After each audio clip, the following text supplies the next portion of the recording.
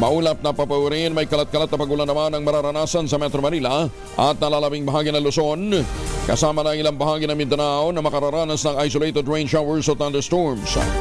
Asahan din ang maalon na karagatan sa northern at eastern section ng Luzon. Si Benny Estareja ng Pag-asa, kasama na natin. Benny, good morning. Good morning po ka Angel. For now po, wala pa rin tayong minomonitor na bagyo or low pressure area.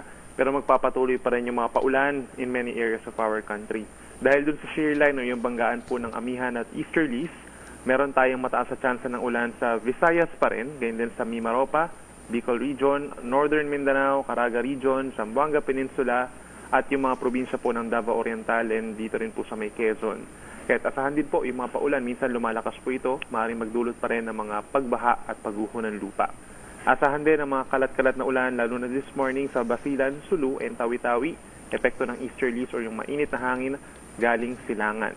Sa parting norte, meron pa rin tayong northeast monsoon or hanging amihan, magdadala ng mga light to moderate rains simula dito sa may Cagayan Valley, Cordillera Region, papaba ng Aurora, Metro Manila, and rest of Calabarzon. Kaya magdala rin po ng payong kung kinakailangan. At ang natitirang bahagi pa ng bansa, it's partly cloudy to cloudy. May chance lamang po ng mga pulupulong pag-ambon over the rest of Luzon. And the rest of Mindanao naman, mga isolated rain showers or thunderstorms. Yung temperature sa Metro Manila, hindi pa rin kainitan po for today. Nasa between 22 to 30 degrees Celsius. Habang sa Baguio naman, nasa 15 to 22 degrees. Yan muna, Litas. Sarap ha? Ilan? 15 to 22? Apo. Para ka naka-aircon. Kahit madaling ganitong mga oras, ganun lang, 15 degrees lang. Hindi na lumalamig pa doon. Opo. Kung medyo tataas pa kayo dun sa mga parting bundok, mas lalamig. Ayan, okay. Thank you, Benny.